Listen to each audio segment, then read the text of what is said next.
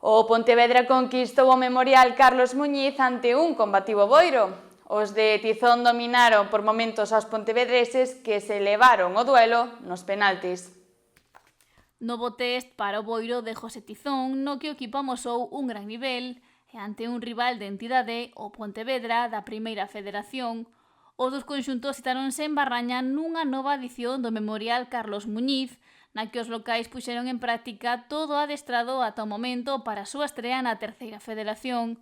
Sobre o verde viuse moito fútbol, pero ningún gol, polo que o triunfo decidiuse dende o punto de penalti, quenda na que os visitantes estiveron máis acertados, levándose a vitoria e o trofeo.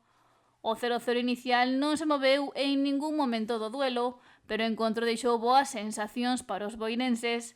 Os trocos que se fixeron no descanso axudaron aos visitantes a gañar peso e tomaron o mando. Contaron con algunha ocasión, pero na máis clara, Brais Abelenda non acertou co remate.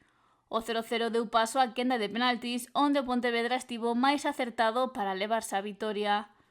O Boiro continúa coa súa preparación e ten no horizonte 2 amigables máis antes de afrontar o inicio da Liga.